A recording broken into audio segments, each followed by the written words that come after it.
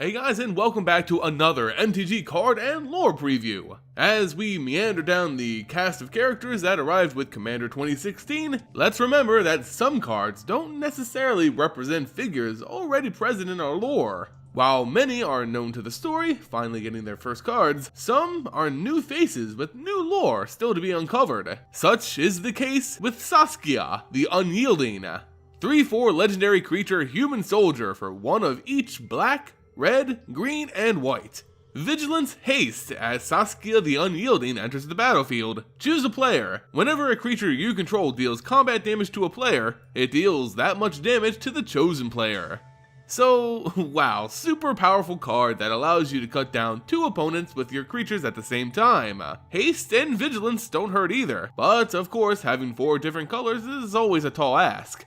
Now, I'm not much of a commander player, but to me it seems like this card would make you a lot of enemies. But in a 1v1 situation, it basically gives your creatures double strike when dealing damage to players.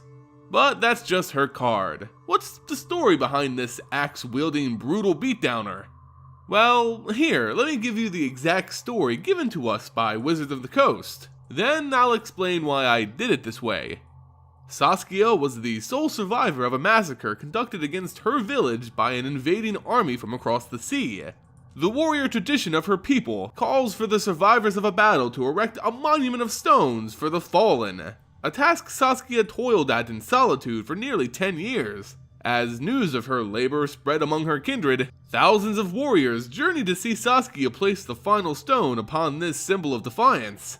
The monument complete, her mind turned from mourning to vengeance. With axe in hand and a host at her back, Saskia brought war to the doorsteps of her enemies. And that's it. Notice anything weird? The official lore literally goes out of its way to be as vague and non-descriptive as possible. Do we know what plane she's from?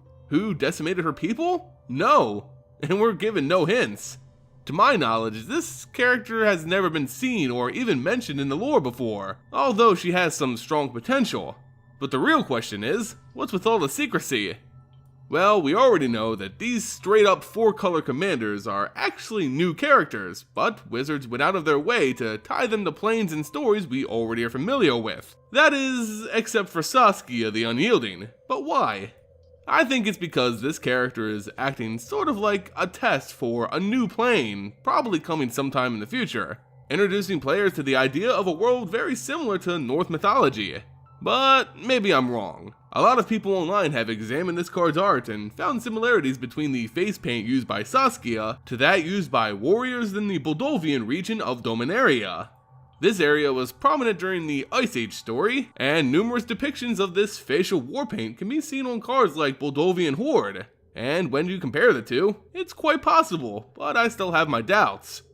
In a series of tweets from Kelly Diggs, a creative writer for Magic the Gathering, we find out that Saskia isn't intended to be from any specifically known plane, saying that they deliberately chose to say nothing about her plane or era of origin. Basically saying without saying that they had a creative reason to withhold this character's information, hinting that Saskia's home could be of future importance to the story.